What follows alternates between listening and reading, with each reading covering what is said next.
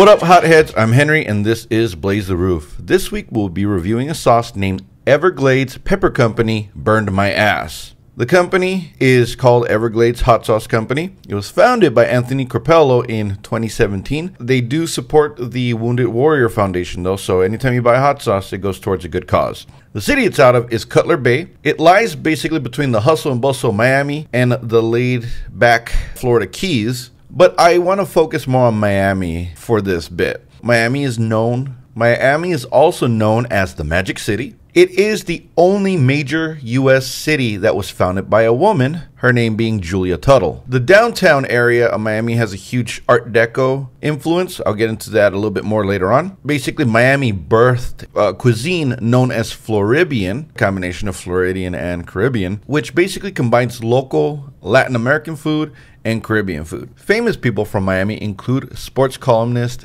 Dan Le Batard, musician Gloria Estefan. You may know this guy. He goes by The Rock, also known as Dwayne Johnson. He played his college football at the University of Miami, as did a lot of other great players. The lovely Diora Baird, she was born here. Also born here was the incomparable William H. Macy. So let's look at the packaging now. First things first, right? A lot of orange, red, and yellow, so sunny colors. The wrapping is red. And as you see, the logo also has a gradient of orange to yellow. So what sticks out here might be the design. I don't know. There's a hot woman who's barely covered up. She's got stockings and a card in her stockings. If you also notice over here, there's a temperature gauge that shows that this is probably a very hot sauce. And she is sitting atop some dye. The ingredients in this include vinegar, Scotch bonnet peppers, habanero peppers, tomato sauce, onion, garlic, sea salt, select spices, xanthan gum. Since we've done all of the ingredients, what I wanted to focus on, as I'm going to start doing this in the future, is I'm going to focus more on something that's related to either the city or the region or something to that effect. What's unique about Miami is their downtown, which is designed in the style of Art Deco. So Art Deco is short for French Art Decoratif. It basically started in 1910 in Paris. The characteristics are basically they're very simple and clean shapes that have a very streamlined look. There's a lot of symmetry and a lot of repetitive elements. It also reflects an admiration for the modernity of machines. So there's almost like a mechanical look to them as well. It's a very unique style. It was ingrained in Miami because at the time, when Miami was growing, Miami needed buildings, and they had a ton of land to do it, and the style at the time just happened to be Art Deco. Which was the style at the time. So before we get any further, let's hear from this week's sponsor. Ladies, you've had the rest, now have the best. Presenting the largest vibrator ever, Mephisto. In order to power this beast, it comes with a golf cart battery and even has a gear shift to change speeds. It's almost too large and powerful to be called a toy. Have a devilishly good time. Mephisto, your soul for your whole.